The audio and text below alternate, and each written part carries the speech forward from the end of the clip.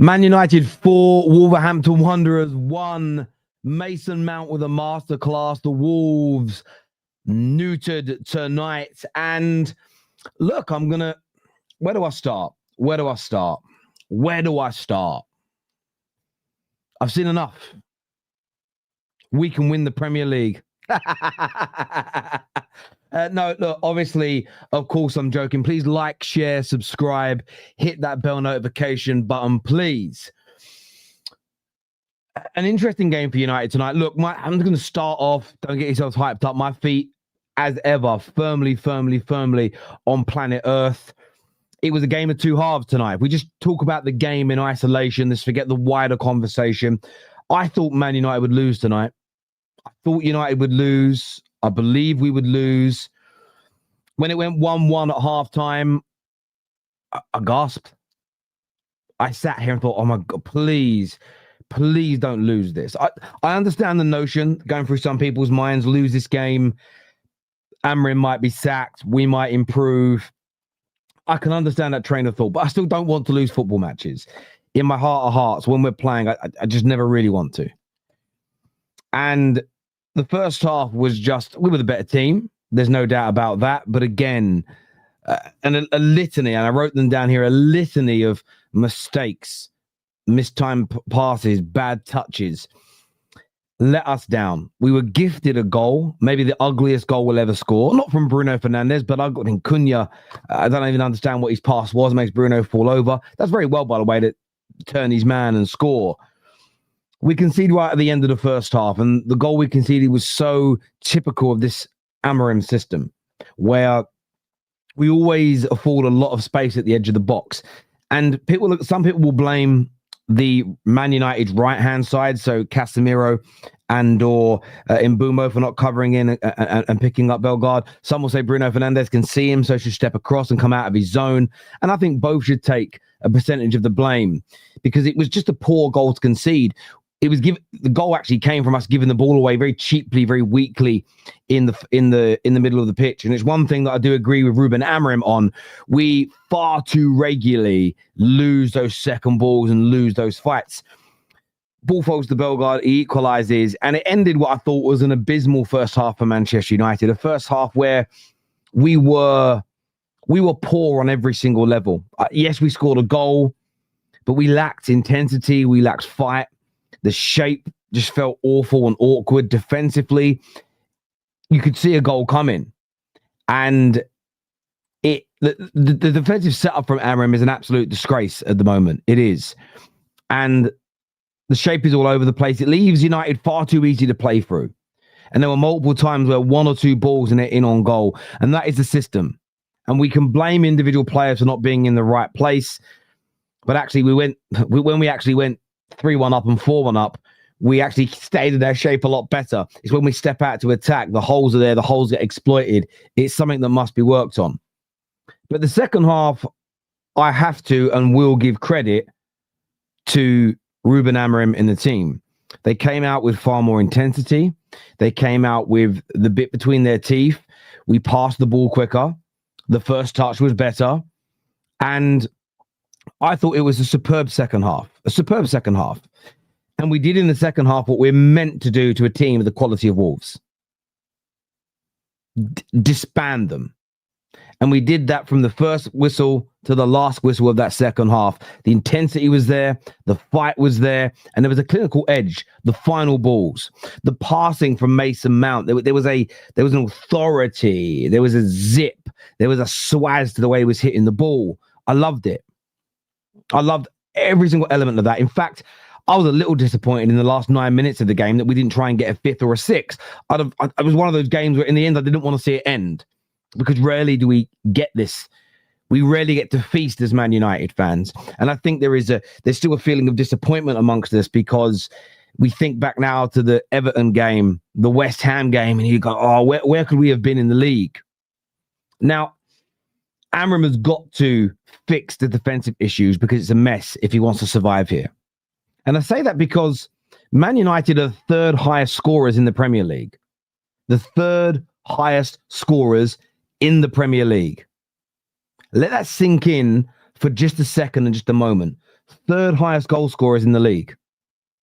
Unless I've misread that, I'm going to go back now and look. In case I've lied, City have 35 goals, Arsenal have 28, Man United, yes, we have 26 goals. Now Tottenham, Brighton, Chelsea, all on 25. So there's teams that are right behind us, but we are the third highest goal scorers in the league. I said last year we'd get 20 to 30 additional goals. We're tracking towards doing that. And don't tell me it was only because you played Wolves. Well, everyone's fucking played Wolves, haven't they? We're going to take their goals away against Wolves, and the numbers are still pretty similar, right? So from my point of view, we're scoring goals, but we've got to be able to defend better. It's so that part of the game annoyed me. It really did. On the positives, look, no, I'll finish on all the negatives, and I'll go on to more positives. I don't understand why we're bringing two centre-backs on when we go 3-1 up. I get Lisandro Martinez. You want to get him back into full fitness. You want to give him some playing time. But I couldn't for the life of me understand why we're bringing on... we're taking off Heaven. Keep him on. Give him another 20 minutes of experience. Another 20 minutes of, understanding and learning more of the game. It's also a skill to learn how to see games out. Bring Lisandro on next to him into his more natural position on the left. That's what I would have personally done. I get maybe taking Maz off as well, but I would have done that. Maybe move Heaven to the left, to the right, and put him in the middle, whichever way. I also was a little disappointed to not see Shea Lacey come on. At 3-1 and at 4-1, it's the perfect opportunity to give the young man his debut, where there's no pressure, there's no jeopardy, and he might do something. He might score a goal. I was disappointed in that. I was really disappointed that Ruben Amorim didn't do it. And so from my point, sorry, Sandra made me laugh with a comment. I got a reply.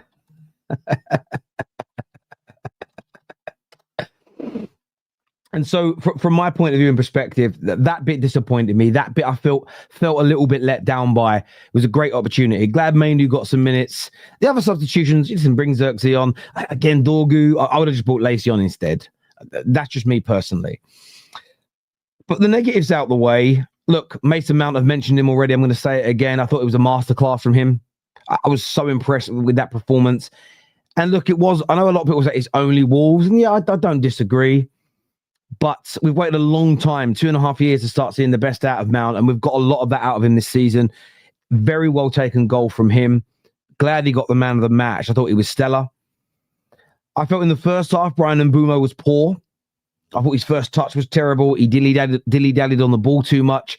Probably should have scored and didn't. But in the second half, I thought he was at a much higher level of consistency. Scores his goal as well, which is good to see him get back on the goal-scoring track. I thought Ahmad was getting a bit of stick actually online. And the only thing I want to see Ahmad do a bit more of is pass the ball instead of just trying to score. But I liked how he was a constant threat, kept on running at his fullback. Really enjoyed that from him tonight. Bruno Fernandes.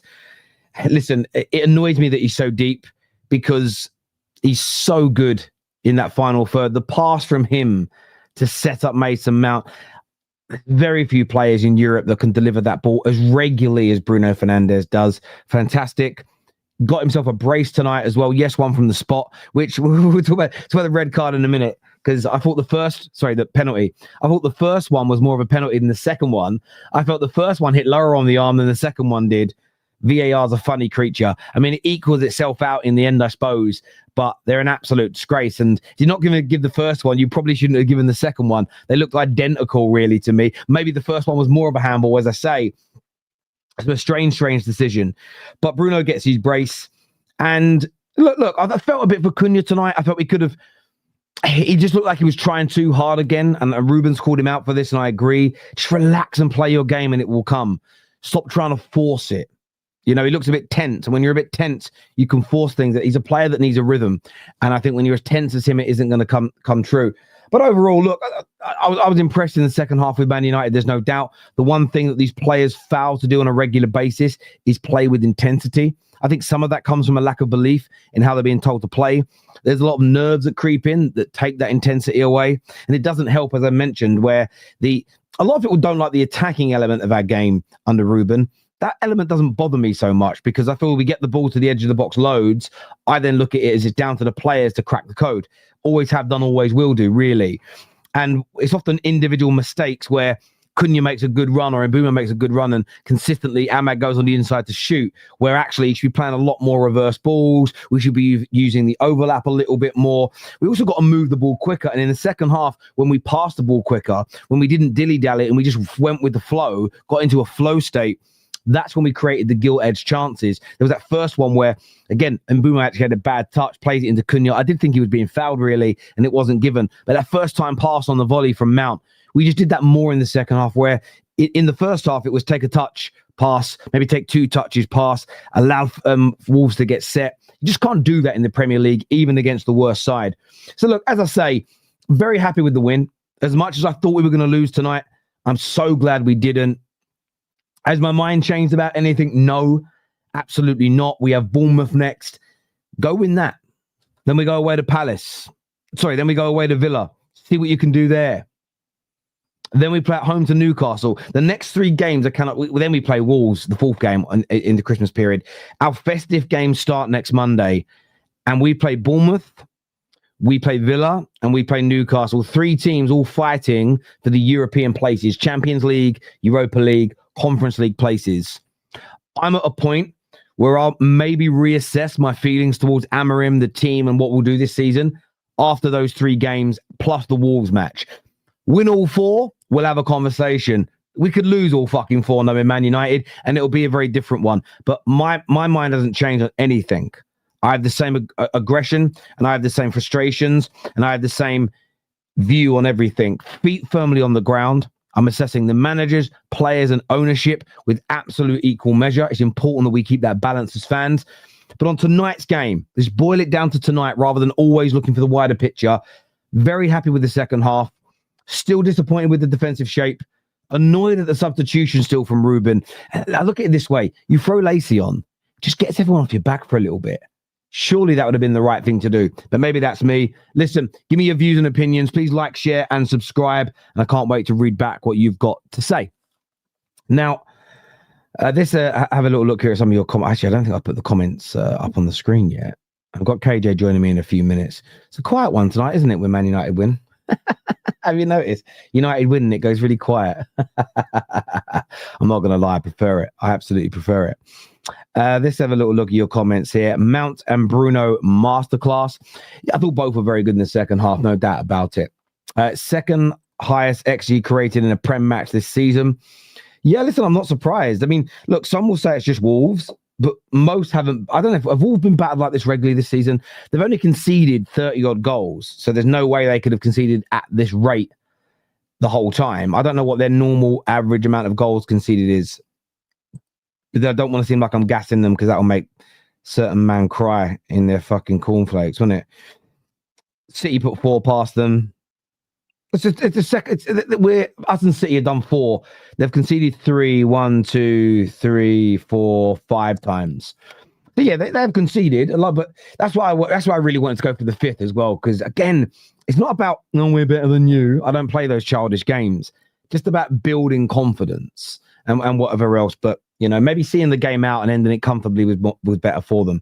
But yes, it's a good stat to have. Is my computer about to crash? No, maybe it will still. It just went a bit freezy and a bit funny there. Master has given Cobby a sock.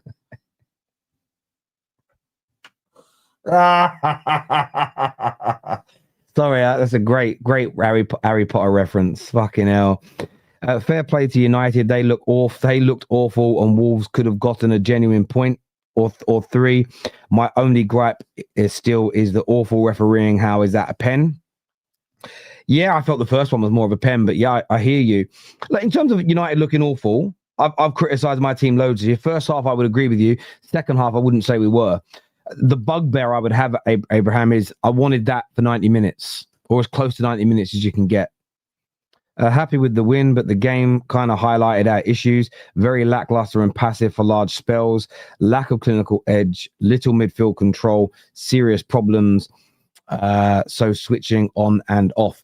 Now, I do agree. And one thing I will say, our second goal of the game actually came from them doing a 1-2-3 midfield. It was only because Beldegaard took a heavy touch and Shaw wins the ball back that we go on ourselves to counter and score.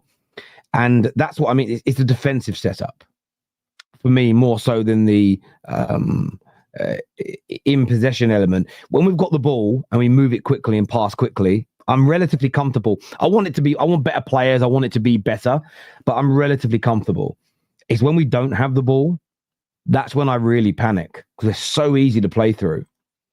Not saying you were like this, Terry, but I think all the Amorim out-talk needs to stop. He's brought some stability. Chelsea were in the title race last week and now equal on points. Chelsea fan here.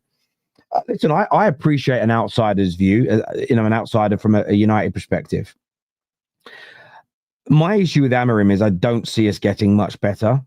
Even if we improve the players, I don't think the win percentage goes up enough. I don't think we do because of things like our defensive shape. But there is another side, and I'm a balanced person. And this is probably why inners and outers and everybody else in between don't like me. But I can handle that because I don't need people that don't like me to like me. I've got a family. Simple as that. And KJ likes me, and Mo likes me. So I'm all right. Do you know what I mean? As long as a few people like me. From my point of view, I do hear that side of things. My view is more this. I look at it, and this isn't a dig at Chelsea. But it's a genuine point.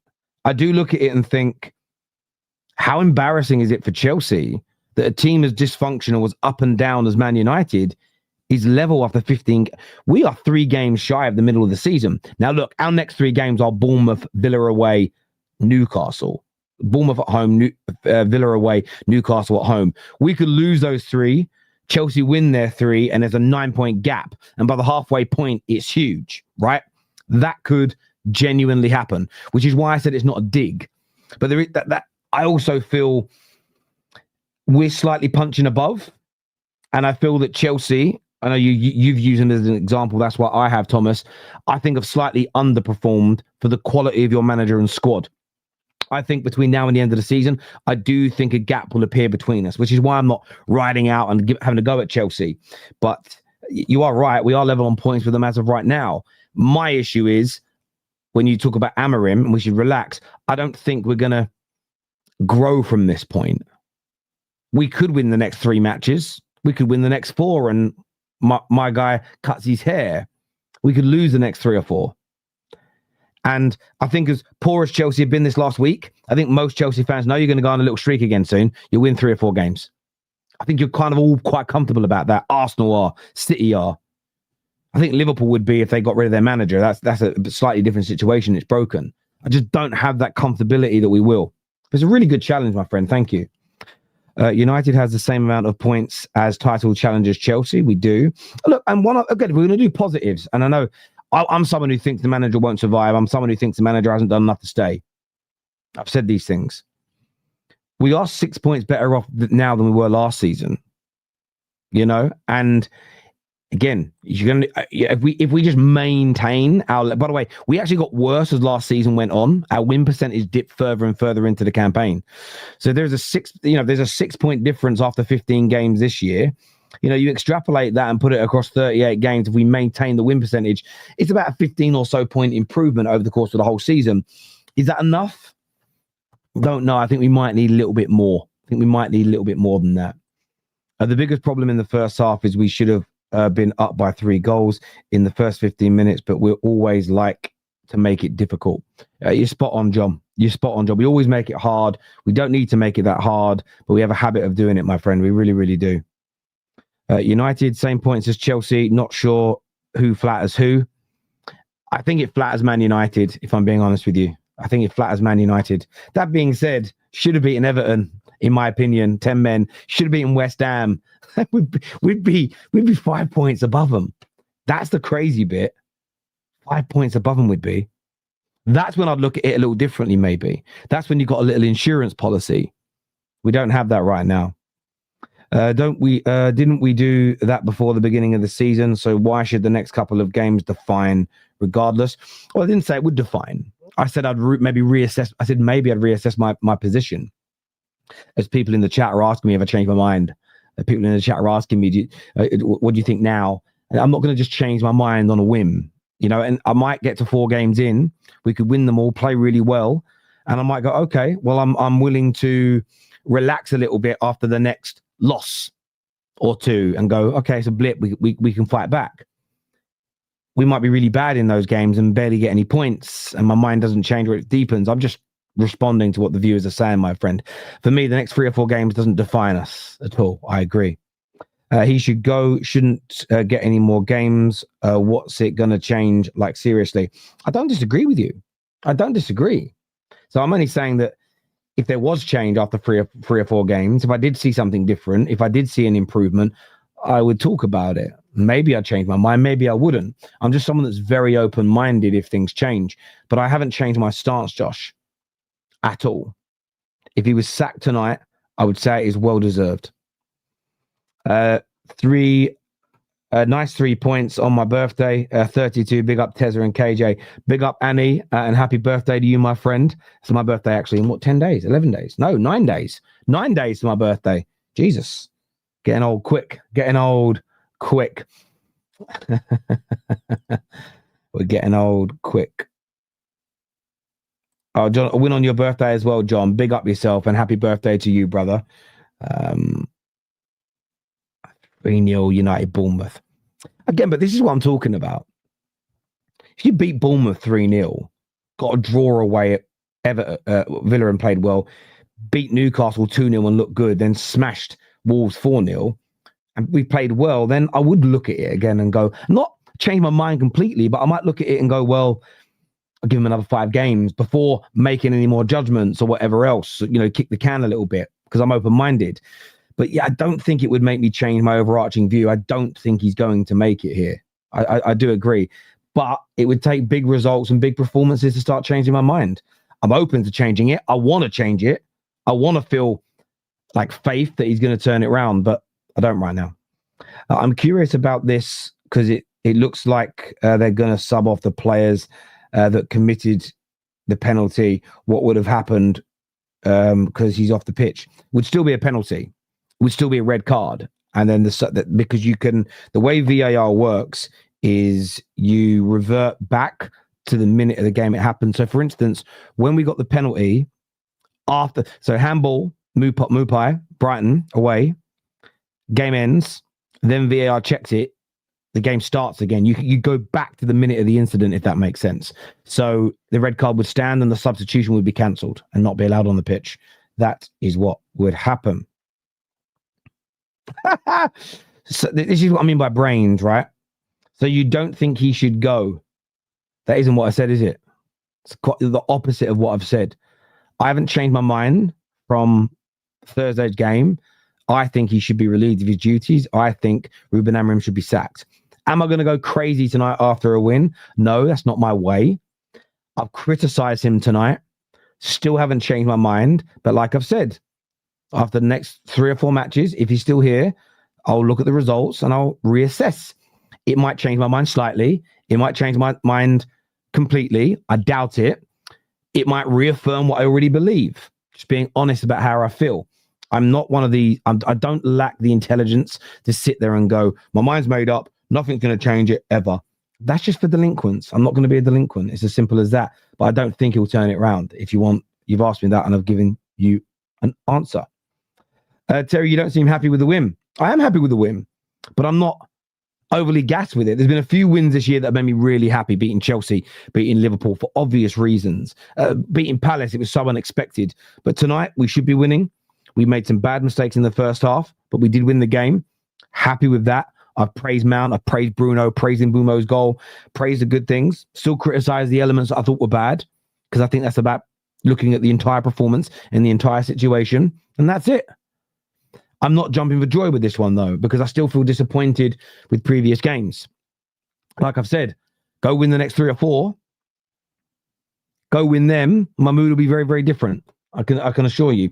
Even if I still don't think the manager should stay, my mood will be different because my club growing and winning is more important than my opinion being right.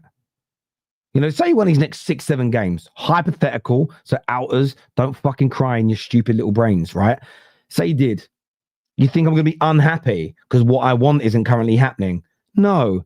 I'll be very happy as a Man United fan because that's more important than me. That's more important than my opinion. And I know most of the United fans who come on the terrace. I know KJ would agree with that without even asking him. I know Staffy would agree with that. I know Lou would agree with that. I don't know about David, right? Because David's so up and down. You never know what's going on with David. Do you know what I mean? I'm only messing. Of course, they'd all be happy with winning that amount of games on the bounce. But there we go.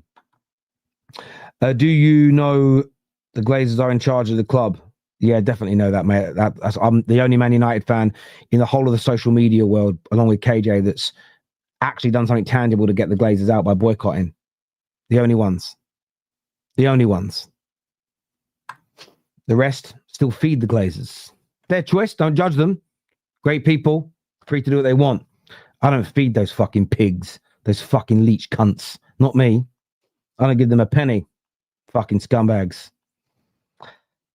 Judge Amorim when he has a deep line playmaker and a right box-to-box midfielder as his pivot. How does that fix his shape defensively? Genuine question. Tell me how it does that.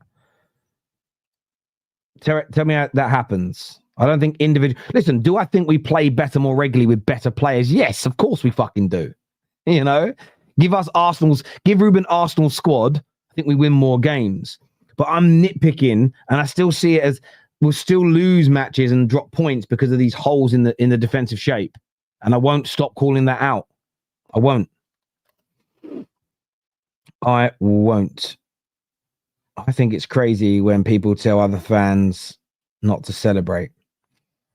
Yeah, like there'll be United fans tonight really unhappy we won because they want him gone. I'm just like, I wouldn't do that. That's not my way of behaving. I think that's wrong. The same as they might think me celebrate. Like, I'm probably confusing them the most. They're like, what do you mean you think Amorim should be sacked, but you're happy you won? Yeah, it's just how it is. But what I've realized is we've got to spend less time focusing on calling each other's behavior out and putting that energy into the club. Because me being happy we won tonight isn't going to make Man United better or worse. Anyway, right, KJ and Judge Mo are joining me on the show. Let me get my earphones on. I've got such a cold as well tonight. It's unbelievable how rough I feel. In a minute, I'm going to be taking, because I've got to sleep with this tonight, I'm going to take a shot of night nurse so it kicks in just when the stream finishes so I can go to bed and chill because I need that tonight because I've got a long day tomorrow. Oh, right, let me move this score off my screen. Let me move myself along. KJ's here in the dark. KJ's in the. What are you seeing in the dark? What's in the dark? Saving on the electric bill. Is that what you're doing? Electric's expensive in England, Mo. It's not as expensive as here. This United team don't deserve the light right now. They deserve. We are in darkness until we're not. Fucking miserable. See you next Tuesdays. When I joined the stream, bro, fucking miserable. What is this? I'm gonna go to Mo first. Then Mo, what did you think of United listen, tonight? I'm gonna tell you something. I was listening to you, and you saw me in the background. I'm gonna tell you something. The only reason you wouldn't be happy today if you believe that the manager should be sacked today. And I actually told Osam this. I told Osam that if you lose tomorrow to Inter, you should be happy if you believe there is no future under this manager.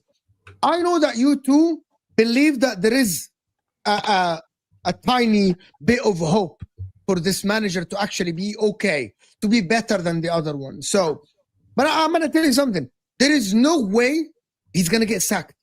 Now, there's no way. You're fifth in the Premier League.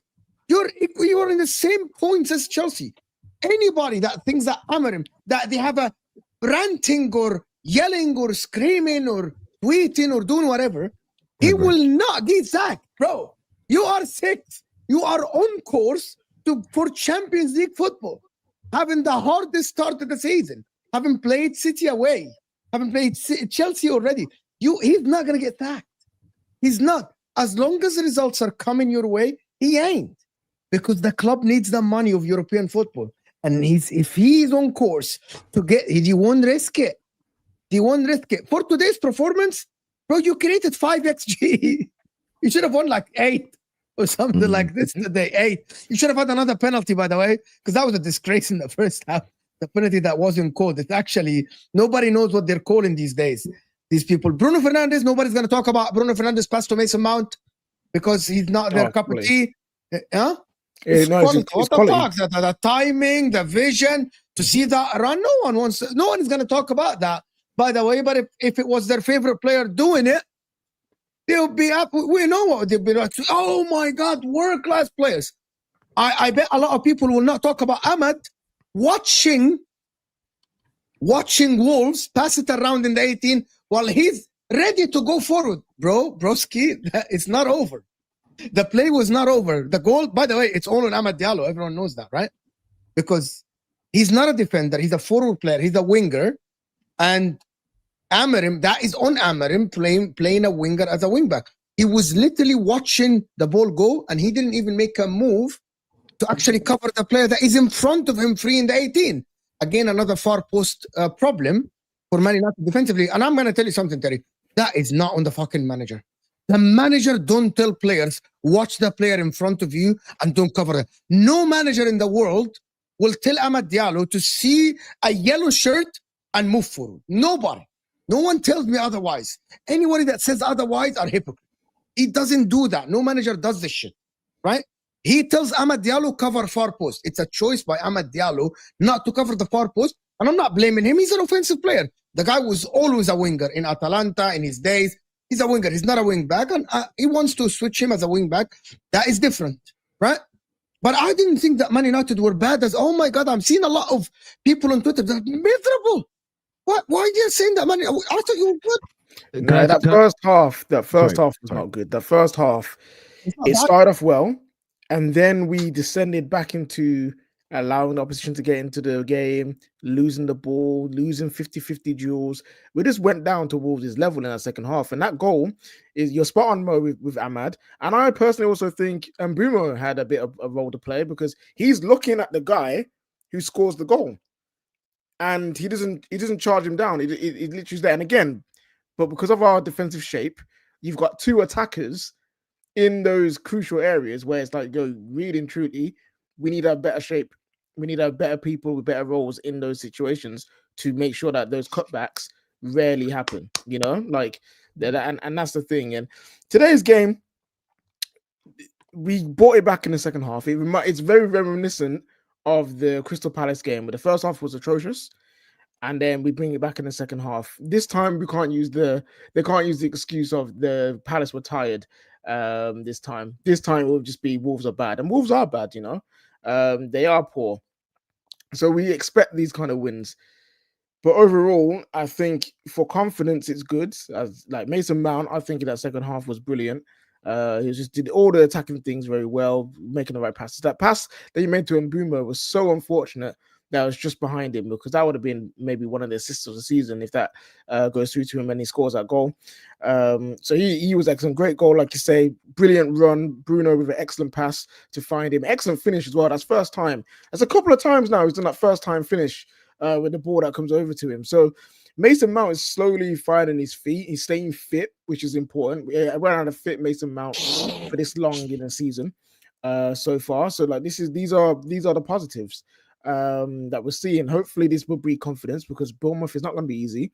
It's going to be the last game of Mbeumo, Mazraoui, of Ahmad.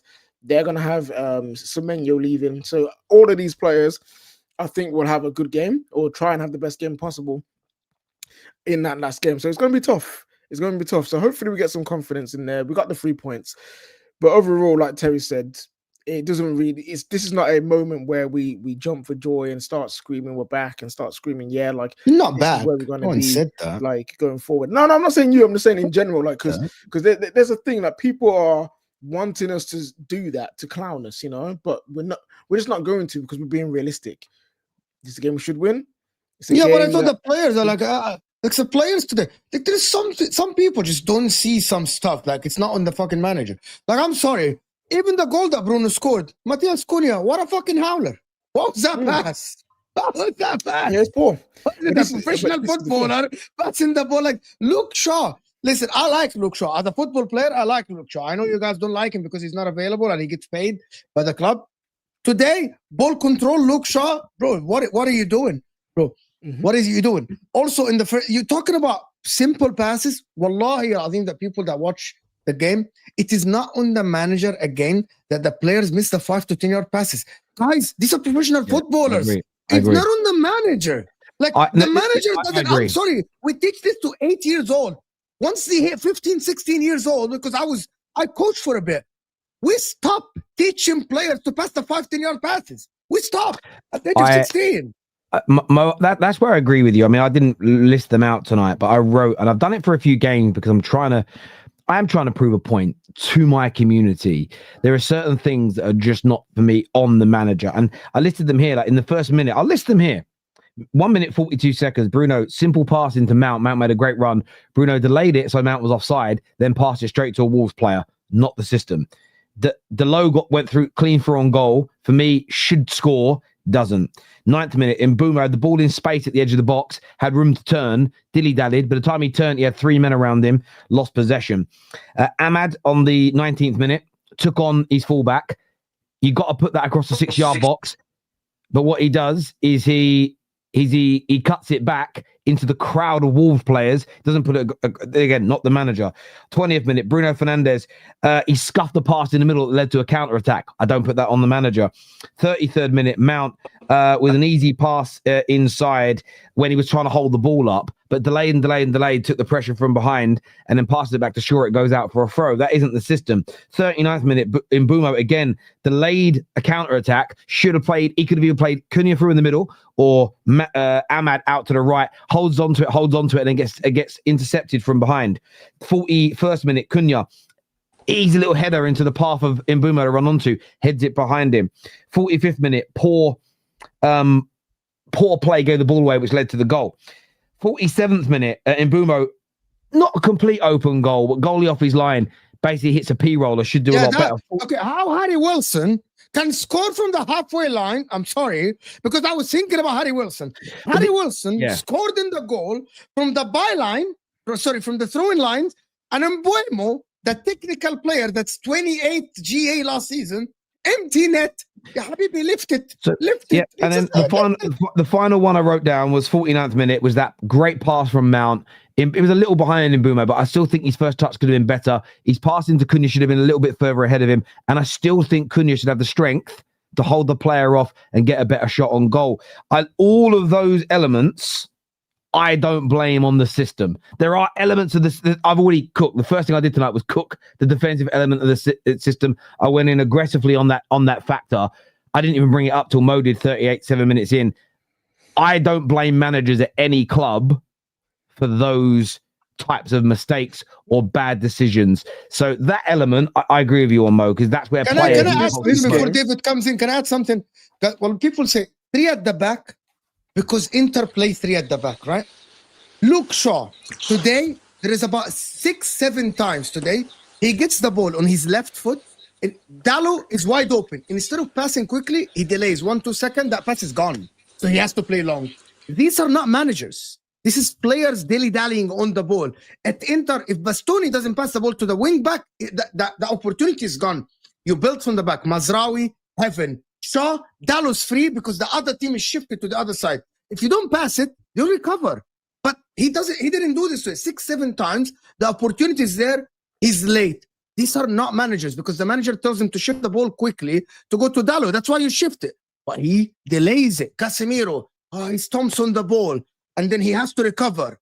But what is this? This is not. It's not the manager, bro. Yeah, this game definitely was more on the players than it would be manager. If we had lost, yes, people would go for Amorim, but like more time, like my opinion would be, well, if you look at the players that are out there today, you don't need it's the simplicity Grooms. You don't need a coach to win this game. You know, like literally, you should be able to do this with your eyes closed. That's how bad Wolves are. So if the players are the ones that were responsible for us losing, that's why they're getting praised today for winning, because they turned it around. You know what I mean?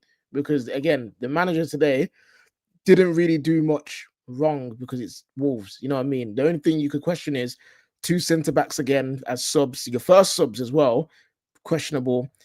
Limited time for Kobe Mainu to get into the game. And again, no Shea Lacey again, because look, it's Wolves. You're 3-1 up, you're 4-1 up. You're gonna have your main players leaving for AFCON. Shea Lacey might be a player you need to rely on. Get him some minutes, warm him up a bit more before they leave. And that's all he did wrong today. Is again the subs, but we've been talking about the subs for ages. But overall, there's not much more you can say about Amorim today, where it's like he is the cause of us losing, because it is Wolves. So So yeah, the players deserve the criticism for the first half, but they also deserve the praise for the second. David, what are you thinking, bro? Listen, Wolves haven't scored a goal in 5 games, and they managed to score 1 against us. We have to be honest about that. Yeah, that's the negative there, right? We do the same thing all the time, don't we? We score a goal, and then we go into this like, let's just sit back, let's just soak up pressure. And I don't know what we're thinking. Maybe become some sort of counter-attacking team like we used to be under Ollie. I don't know what it is we're thinking, but it doesn't work for us. Every time we do that, we concede. And it happens every time we score. And happened again, right? We conceded and it went 1-1. But listen, he had to win this game, right?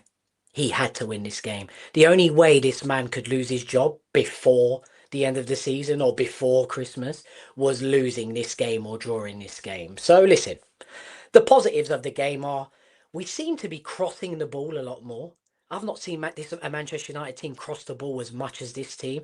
Only thing is, we've got Mason Mount in the middle. Maybe he's priming these habits for when Sesko comes back. I don't know, right? But we cross and cross and cross. The quality of the crosses are not there, but we cross, right? Bruno, I'm not going to come here and make a big spiel about Bruno because you all know where I stand with this man. Where would we be without this man?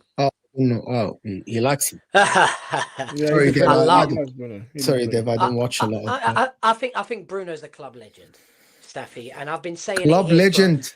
Club legend is a lot, bro. Well, to be fair, officially, he's in the club legend section on the Man United website. Officially, Club legend is crazy. And you know what? He's in the. You saw the assists and the company he's in for Manchester United. They're all legends. Ryan Giggs, Beckham, Scholes. Bruno is that. The only thing we have to do to Bruno is apologise for wasting his career. That's what we've done. Yeah.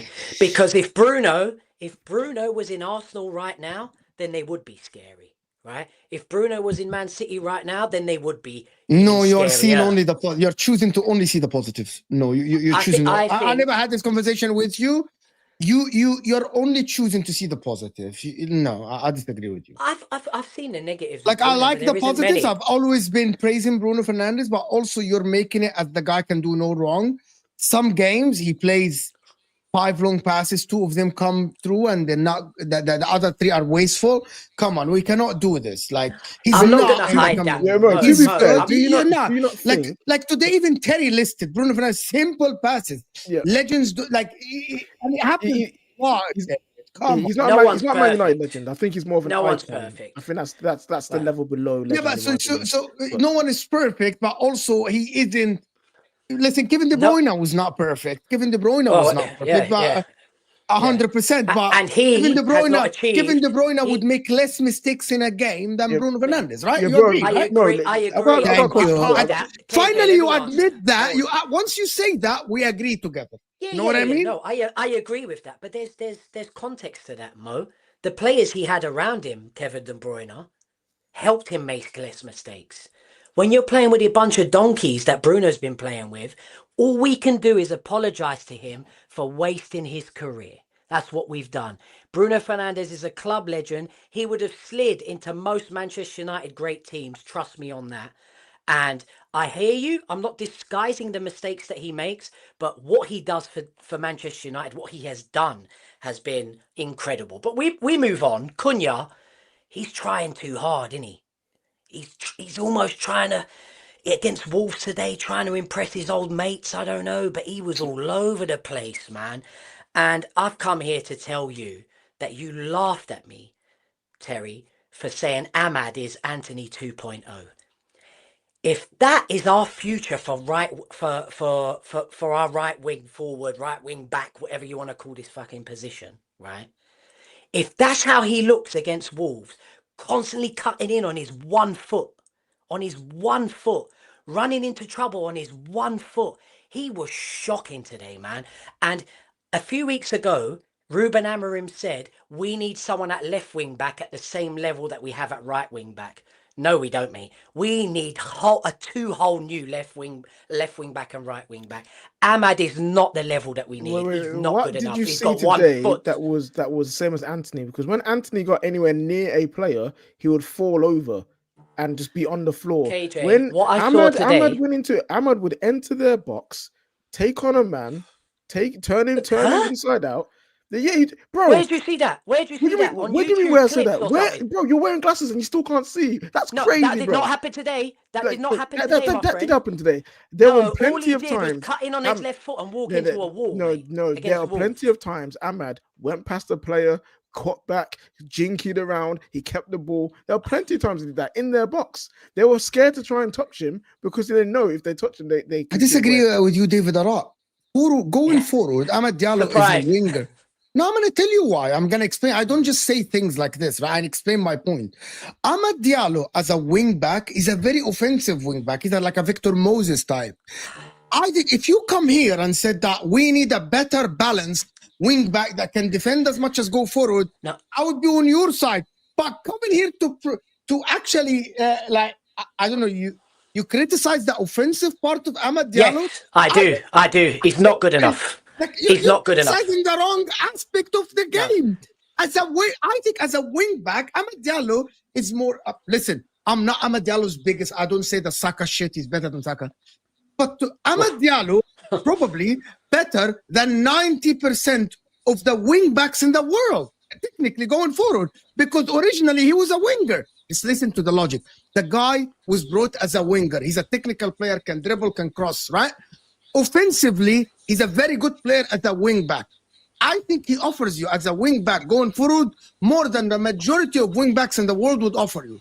The problem is defensively is the problem, not the offensive part, because technically he can dribble on the left foot, he can cross, he can shoot, he can do the 1-2s, he can do the give and goes inside the 18. I think he can do everything going forward as a wing back.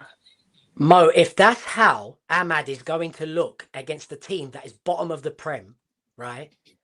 Cutting in on his 1 foot every single time. And Inter, we have a player. But your point is moot. I'm going to tell you why your point is moot. I'm going to tell you why your point is moot. Because Inter play with a wing back that is currently sitting in the top 5 leagues in terms of chances, big chances created, that literally have one leg, the left leg, DeMarco. Literally one leg. He has 0 right foot. 0. Having been dominant in one leg as a wing back, it's a manager's choice to play a wing back that has an inverted foot. That's not on the fucking player, bro. That's not on the player. Why not the player? He gets told to cut in. He gets told to drive and cut in by Amorim. So it's KJ, not like he's not doing what he's supposed to do. He's doing what he's supposed to do. And listen, can he go on the outside more? Yes, because I've seen him go on the outside. It's not like you're saying he's no better than Anthony. Anthony never went on the outside. Ahmad does go on the outside sometimes. But Ahmad Anthony comparison is I'm sorry, bro. Is hyperbole. It's hyperbole. That's an insult. Ahmad Diallo and Anthony in the same sentence. What are we talking about? For me, no, listen. I've seen Anthony score goals against Barcelona and knock them out for us. That's what I've seen, right? Yeah. All I'm saying is every time Ahmad cut in today, he ran into a brick wall. Surely no, he did not. Yes, he did. He was going past people. Why are we doing here? Oh, here we go. The famous line. What are we doing here? What are we doing? David, I think you criticize players by names, actually. And you like players by names. No, listen. He ran into a wall every time he cut in. And you would think every time you hit your head on a wall, do you know what? Let me stop running into that place. Let me go to the right for once, right? He lost the ball. This is against Wolves. He kept running into the flipping brick wall against Wolves. This does not bode well for the future, mate. If you guys are resting your laurels on Amad Diallo being our main right wing back, we're going to struggle. I'm telling you that now. And for me, we need better in that position. Or we at least need, listen, let me say this last thing. We at least need a backup that's going to push him to do better. Because this is who in the world do you think is a better right wing back? I mean, it's tough to go through it now, right? There's not many people that play. No. I want you to mention one name. No, I want you to mention one name that is better going forward. Hakimi. Don't tell me balance. Don't tell me Dumfries of Inter. Don't tell me this. You never, by the way, it's your words. You never question his defensive attributes. You came on this platform Yeah, and said I don't. offensively, right? So I want you to tell me a name that you think would be I better don't think than he. Amad Diallo I going don't think he's forward. that good. I don't think he's that good offensively for us. I don't think he is. As I a think- wing back, as a wing back. As a wing back, I don't think he's that good, and I think That's he's crazy. wasteful. That's what I think. So And he's not a right 10 because people say he's not a right 10. He's not a right wing back. So what do we do with him? Do we sell him? I'm not saying we sell him, and hopefully he improves and proves me wrong. You guys know this, and I will always put my hands up when a player proves me wrong and shows me levels, yeah? But I just don't think he's good enough for us to go where we want to go. But we need at least a backup to him, so when he's not playing well, we don't have all our eggs I in. think it's the Who's least gonna- of your worries, bro. Who's going to If- play there I when think he that's goes the to least AFCON? of your freaking worries. Yeah, The least of your worries is Who's this: you gonna need a play left there when he center goes back. to You AFCON? need a left center back. You need a heart of a defense because Maguire is there, bro. He's What in we have twice. two? What Whoa. is this? We have two camps. You need a left wing back, bro. You need a backup striker. This is the least of your worries in this team is Amad Diallo. Yeah, sorry. Listen, I'm just saying he's not good enough for me, man. I'm And he re- So what, if did we're you just speak talking about? off- Okay, did I hear you speak about Dallo yet, or no? You weren't gonna speak. I will speak man, about Is Dallo. Dallo good enough, Let or me No, of course he's not. Let me Go for interject it. on this Ahmad thing because, like, that's crazy. When you have a player who's being literally asked to play like completely out of position, like he has no defensive attributes. Before we made him a wingback, he had zero defensive attributes. Let's make that clear. He's like, it's not what he does. He's a little skinny dude who legitimately has probably some of the best tech and crossing in our team. I see what you're saying. I will agree. I see what you're saying today, where he did run into a lot of brick walls, but that's because like he's the only player who creates that way. That's what he does. He does a lot of cutting in on that left foot. He does a lot of coming in. He goes outside all the time. So when you're talking about Antony versus him, that's where I'm like, that's crazy. That is like one of the more disrespectful things you could say about him. I can see people saying I don't get him long term as a wingback. I can completely understand that because again, defensively he's not amazing, but as a winger for us, like he's one of the players we should 100% be keeping hold of. Like he is one of the he'll fit in any, like I think about what Mo said. He's like, I can't think of many right wingers, especially around his age, that are better. So Guys, he's just played against Wolves today. Guys, he's just played against Wolves. No, listen. But this is what you're doing, though. You're taking the opposition that you're playing against, and just because he wasn't flipping Messi, it's like, oh, we have to worry about it. It's a crazy evaluation against Wolves today. But when you look at him versus the last game we had against West Ham, against Everton, like he's the one we're gonna feel it when he goes to AFCON. Like he's the one whipping in some of the best crosses we have. He's the one who actually has a connection on that side with Mbeumo. Like they actually look like they play football together. That I do agree with that. But they were awful against West Ham, both of them. No, so so for me, I just think that's a weird player to pick out and say that we need to worry about. Like he's literally one of the last on the list for me. It's like when we talk about players not looking right in their positions or where they should be or what it must be, it's like you look at Delo on the other side where Terry's like he should have scored. I actually disagree. Know why? Because why are we asking Delo to score goals all the time? At the end of the day, Delo, that's not what he does. And he's always finds himself in those positions because of the system. And this is where, like, I'm super happy with the win, by the way. Let's make that extremely clear. Happy we won the game. Yeah. But when you, like, super happy, there's no, like, I just want to make that extremely clear. People are like, oh, people can't be happy. I'm very happy we won. And I'm actually more happy that we put 4 past them. If we won, like, 2-1, probably wouldn't be happy. But you look at you look at what happens when the ball falls into that left side. The way Amorim's system is, at this point, you have players like a Dorgu or a Delo who end up in creation or scoring positions far too often. That's like it's just far too often at some point. One of my friends, and I like to use basketball analogies. If anybody knows basketball, that's like asking Ben Simmons to hit threes. Like you can't have a player who's not meant to do that consistently being put in that position. Yes, he will score some goals. Yes, he will. Because he's a footballer. But I wasn't shocked that he didn't put it in there. I was like, yeah, that makes sense. Like he's not comfortable in that situation. So when that ball falls to Ahmad in that situation, if he doesn't score, then I'd be upset because I'm like, yeah, that's what you're supposed to do. You're a goal scorer. You are like, you're a winger who has creativity, who knows how to put the ball in the net. So Delo not scoring there, I'm like, yeah, that's where the system fails because he's consistently put in those positions where he just isn't good enough to do that job. And he's not even really good enough playing defensively, to be honest, a lot of the time. So when I saw Ahmad be basically, the problem for the goal, I was like, yeah, that makes sense. This is where our system at times is failing us because so many players just aren't meant to do these roles. Like, yes, Amorim built, the reason why it worked for him in Portugal is because he built a lot of players to be good in those systems. He basically was like, well, this is how we're going to play. This is how we're going to play. A lot of young players. He took their attributes and he said, you'll be good at this. Now you've come to a team where guys are like, I don't really do that. That's not what I do. But I'll do it. And plus the opposition he's facing. Like, it's the Premier League we're in here. Like, exactly. And today, the Wolves were, I'm sorry, that's like one of the worst teams I've seen play football. Like, I was like, this is bad. Like, I was really shocked at how they could not hold on to the ball first. Like, longer than 10 seconds, it felt. At every moment, I was just like, this team is terrible. And I will another point I do want to talk about before I forget talking about him, because it's one of the maligned players in our team is Mount. Like, Mount is what everybody was saying Van de Beek is.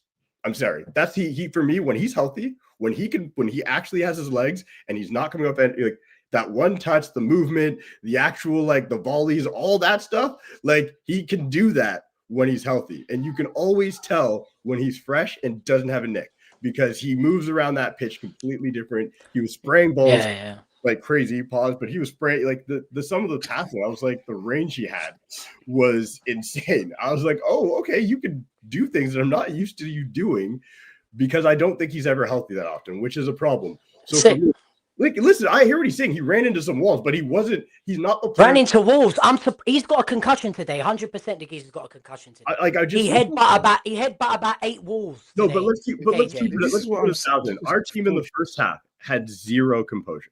Like, we were you can tell this is a team that is dealing with a ton of anxiety, that every time they see the net open up, they're like, oh, I just got to shoot. Like Cunha's doing it. Like, they just look discombobulated when these opportunities should be easy. Like the rebound off of Mbuemo. Okay, I'll give Sam Johnson that save, but you had the entire net, Cunha. If you took like one more second, you could have picked any top corner, like.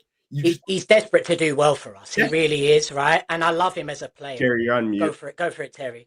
I was going to say, you can see the anxiety in the team as a whole. Once that third goal went in, I know it's only Wolves, but we did this for large parts against Brighton until we fucked up. We did this against Sunderland. There's a few other games where when we get like a second or third goal, we then look a completely different team. That dropping back we do when we go 1-0 up, I don't believe that's a managerial instruction, because the reason I don't believe it's managerial is because the first thing he had us do when we came out, we have got a lot of managers that come out in the second half and don't look as good. What did Arteta do at halftime to make his team come out poor? Well, we came out like a freight train, so I'm going to give the manager the credit that everybody slags off other managers with. He clearly didn't want them to do that, and that's where sometimes for me it isn't system. It's the players, whether it's anxiety, whether it's ability, or a combination of the two. Because as soon as that third goal went in, I mean, the fact I wanted more goals at the end when it went like 4-1 and everything else. But actually, on reflection, now I've calmed down after the game and the adrenaline goes. It was actually really nice for the first time, probably since we beat. Probably Everton 4-0, where we've actually seen the game out in the last 15 minutes and we had no stress. That might actually be better for the players than pushing hard to get a 5th and a 6th and putting that pressure on themselves just to see a game out and go, wow, we finished the game, barely any sweat on our brow, go into the changing room, go home happy. I hope we can do it against Bournemouth. And I know Bournemouth's a hard game, but they're 6 games without a win. So they themselves have got a little bit of a confidence issue at the minute. But this year says that when United play quick and use the wing backs, we cut through the opponents easily. It's the decision making in the final third that needs to be better. This is spot on. Oh no, we can't. That's not right, because Ahmad's running into brick walls. So how can we cut through opponents? No, but you know what I mean? Have you not read the second part of this? No, but here's the thing: the decision making needs to be better. But here's the thing: this goes back to what I was saying. A lot of the times, when the ball falls to players in position, I actually think Ahmad doesn't make the worst decisions on the right side. I think he actually tries to make things happen, and I do think that's important. I think at the end of the day, I agree. The same thing that I agree. people slag Bruno off for. Like I never have, because I personally, like, I'm not somebody, and I've always said I don't love like the ticky-tack football. I don't like the passing back and just holding possession. I like players who are like, you can tell they are trying to do something. That's They're why trying to do something. Yeah. they're trying to do something, and it's very deliberate. And what Ahmad Yeah. does is very, very deliberate. And as he keeps doing it, as he gets better, he's going to get better. And one thing you will see, Dave, I'm sorry, when Sesko's back in the team, I think you said it earlier, if I don't see this amount of crosses put in the ball, like, I'm going to lose my shit. Like, I'm trying to see me crash out on street, because I'm sitting here being like, I just watched like 6 shots, like from point blank, cross in and out. And I'm thinking, if there's a real striker in there, like he's putting one of them in easy. You'd hope so. Like, no, You'd hope so, it's just, you would hope so, but it has to happen that way. So I feel how most of us feel. If we had beat Everton, if we had beat West Ham, we all feel very different right now. We'd all be like, I think this is our level, though, guys. You know, I predicted 7 points. No, as in where we're at over the last 5 games. If we go from Everton to now, the last 4 games, this is our level. This is where we're at. You know, this manager's brought us from awful to mediocre. I've said this before, and that's where we're at. We're mediocre. But getting to that next level, I don't know if it's possible under this manager. But back to that super chat, I'm not going to let it slide. It's a mentality problem. You're not mediocre. You're not mediocre. Players making the wrong decisions. What Terry's talking about. I'm gonna tell you. Let me explain to you. Maybe I don't know, David, if you played football or not before. I actually don't know if you played any professional sport before, anything. But I'm just gonna tell you something about something called mental preparation for game. I've seen him do a pull up. Don't you try it, Terry. It's just it's not a dig. It's Wallah al-Azim. It's not a dig. I swear to God, it's not a dig. I'm going to tell you something. Problem. Liverpool currently, they are not playing up to the level their players are. But there's something in sports called the win brings a win, confidence. What Terry and KG always speak about, the anxiety that sits in the team, that is because they are afraid of losing instead of playing the football that they know how to play. It's called fear. Teams, Alex Ferguson, when he's talking about teams getting beat 1-0 in the tunnel, it's because Manchester United have the edge above them in the 2000s. Manchester United needs 5, 6, 7 wins, and you will see Man United being 0-0, still passing the ball as the 3-1 you saw. I'll give you a stat. What happens, people? I'll give you a stat, which again, there's something in this, and I do look at the manager as part of the problem in this, because his job is to help the players get there. Every game this season where Man United have scored first, we've won the game. Every single game, because I think what happens is more of what you saw. More of what you saw today, which is we drew against Spurs and we scored first. And Forest scored it first. Sorry. It's not every single game that. Sorry, we haven't lost. Sorry, is what the stat said. They said it on Sky. Yeah. We haven't gone on to lose, but we've won the majority. I was going to say, how many of those have we drawn? Sorry. Well, a couple of them we're drawn. You're right there, but I think that's one of those things where we suddenly improve. You go to the Palace game, came out in the second half, it looked about the same as the first half. Scored a goal from a set piece, and then became the better team for the rest of the game. That is a confidence issue. Now, again, that for me is something the manager's got to work on to get the team. And I don't know whether he's got to sit there in the training ground blasting music out on speakers. There is a team. This is professional football. There is a psychologist that worked for this team, guys. Yeah. You guys know that professional team. There's a psychologist.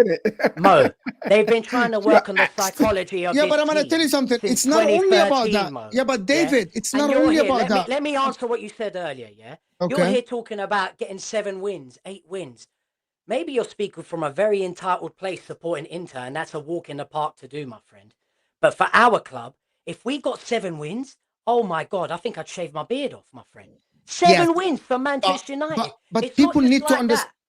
Yes, but people need to understand that it's not, the mental preparation is a big part of actually being a footballer. You dribbling, and people just spoke about this back in the days. The people that used to dribble, if the dribble goes with you 1, 2, 3 times, you will do it again and you will pull it off. If the cross, you will pull it off. Why? Because you got the confidence in the conviction of what you're doing. The problem with Man United, you score a goal and then you sit deep, fearing that you're going to get scored on. So you're fearing the worst before it even happens. And then it happens. So the next game, it's PTSD again. And it keeps happening and happening and happening. But here's the thing, Mo, like, and this is where, like, when Terry was listing all the things that the players did wrong, and I'm sitting there being like, okay, I get that. But there is as somebody who's played sport not at the highest level, but enough, and there is something to be said about your coach or your manager giving you the confidence to make you feel like you can do these things over and over, right? So whatever's happening when we go one up and everybody starts to get scared or does whatever and sit back, whether if that's not Amorim instructions, then Amorim should be on the sidelines going ballistic. Ballistic. He should be sending in notes being like, what are you doing? Like, no, like this is not who we are. Go win the fucking game. Like he should be instilling them with that, because that's what Jose did so well. Do you remember me when I did the shows with Terry when I said that if Amorim is the right guy, he will be changing the mentality at the club even for a short term. And I didn't know that if he's the right guy or not, because what a mentality is what you're talking about. And people that criticize me when I said, even if you get someone like Antonio Conte for 1 year, and I'm not saying you get someone similar to that, someone that will be on the sideline camp screaming at these players, don't be scared, go forward, and still talking instructions. Instead of doing this on the side, maybe the players will change, right? Yeah. His squat thing where he looks. Go on, Terry, do what you do, man. You obviously want to say something major, bro. Go for it. No. I run out the room. I heard a big bang in my daughter's bedroom. I thought she's gone on the top bunks, and I thought she fell out. My fucking dog was flicking his ball around the room, and he knocked over her Christmas tree in her bedroom. Thought she fell out of bed. I panicked, and I got in there. My dog likes to lay on her floor in her room. He's like loves my daughter, but he was playing with his ball, and he knocked down. I thought she's falling out the fucking bed. I went to open the door. Is it like to ajar? I went to open it, and I was like, I'm just too scared to open it. I thought she was going to be on the floor. Fucked. She's fine. She's sound asleep. I went there to turn the light, and she said, what are you doing? I was like, all right, sorry, Dad. Sorry, darling. See you later. Anyway, sorry, back to you guys. Sorry. No, so it's like, I'm of both minds where it's like, yes, the players need to grow up here, but the manager also needs to have a part in that. And I think when and this is another thing he's got to stop doing, like, stop bringing on center backs. Like, I'm sorry. Like that's just, if I'm a player and I'm sitting there and I know that what's going to happen is going to be, you're going to bring on 2 center backs instead of some fresh legs in the attack that I can play off of, that I can come help me. Nah, man, like I can't. That was completely pre-planned. He doesn't in his notes. And the only player he should be bringing on, in my opinion, in that situation is Martinez, because Martinez needs to get his legs. That is it. Everybody else, when you're having a good game defensively, y'all play the 90 minutes. It's cool. I'll swap you out next game if I feel like there's injury risk, because I get it. Maybe he's trying to protect his center backs because we've had so many get injured, but he's done it forever. So it can't even be, it's because we're in a crisis now. He literally, that is his subs. And he argues them, and you're sitting there being like, that's what I'm saying. He leaves Casemiro out there for flipping ages. And we know you're up 3-1. Bring on Mainu at the 60th or whatnot and be like, okay, go have some fun out there. Go show me what you can do. Bring on a young kid. And these are the things that we have a problem with the manager on. And this is why, like, people are like, United fans can't be happy. It's like, sorry, we can be. We have been. You've seen me celebrate some big wins. But in these moments, you're sitting there being like, if I'm seeing the same thing over and over and over, I can't go into the next game against the Bournemouth and be like, yeah, we're going to win that one. Bring on Maino for who? I'm sorry. Bring on Maino for who? For he brought on Maino for Casemiro. He can only do that at 3-1. He begs Casemiro to stay as long as he can, and that's why he subs center backs, because he doesn't trust the midfield guys. He doesn't trust them defensive people. He doesn't trust them defensively. 65 minutes, and he still didn't bring him on. What are we doing? Because it's Wolves. We did it against Everton as well. Terriana Barry at that time never had a shot on target. Mainu needs minutes, right? But when he does come on, because he doesn't trust him. You guys have to accept it. I get all of that. I was going to say about the centre backs very quickly. I get Lissandro coming on. He's getting his fitness back. That one didn't bother me. I think taking Heaven off was ridiculous, because the young man, I think, actually had a good game. Was playing well. Was he on a yellow card? He was on a yellow card. No. Nope. No, last game it was when he got that. Are you sure he hacked someone down early on? No, that's the last game. He didn't get booked today. Yeah, we only got 2 bookings. Oh, you're watching Ahmad last game. By the way, on Ahmad, somebody just sent me it through. Barring Bruno that created 5, Ahmad was the second highest creator on the pitch, completed the highest amount of dribbles in the game, the most amount of entries into the box, and had the most accurate crosses in the whole game. Most amount of entries into more amounts of entry into the brick walls, man. Brick I'm not the making this walls, up, innit? guys. Brick He walls. was Dribbles not completed. great, Brick man. walls, innit? Not passing the was player. not Brick walls, great. innit? Dribbles completed. I'm Crosses into the genuinely- box. Brick Guys, walls, innit? genuine Cool. question for everybody. When him and Mbuemo go, what do we think he's gonna do? Oh, we know what he's gonna do. It's gonna be I asked Dallo. this earlier. It's gonna be Dallo, and because Sesko should be back around that time, so it'll be Mount Cunha, Sesko, and it'll be Dallo at right wing back, And then Dorgu on the left. and Dorgy on the left. Yeah, Jesus Christ. yeah. We're cooked, bro. We're cooked. Yeah, no, it's going to be crazy. This is when United play quick. Oh, sorry, no, we've done a super chat there. No. Listen, as I say, I think there's United aside. Did you see the studio host Cook Carragher when he said, "Have I ever criticised Salah on the pitch?" And the host said, "You say his legs were gone." Yeah, it was brilliant. I'm going to be reacting to that tomorrow, so I'm not going to share publicly my thoughts on that. I'll be reacting to that tomorrow morning, 11 a.m. I'm back live with Mark Goldbridge for Hot Takes. Then we have Straight Facts in the afternoon with David and Dan, Aaron, and LB. Then we'll be back for the match reaction for the Champions League games in the evening. Is it in Liverpool tomorrow? Yep. I want to see, Mo, a Liverpool- right wing back and a left wing back clinic. That's what I want to see. Yeah. So you better show me it tomorrow, your team. I tell you, I want to see how it's supposed to be done. I want to see it. No, the way that we use our wing backs is not the way how Inter use theirs. You know what? I'm gonna head out, guys. I gotta head out. Yeah, guys, look, I'm going to end the show now. This is going to redirect you to A-listers. That's for Sam's show. So go and support my brother over there. Well done to Man United tonight. Until next time, take care. Goodbye. God bless. And I'll see you all soon. Peace.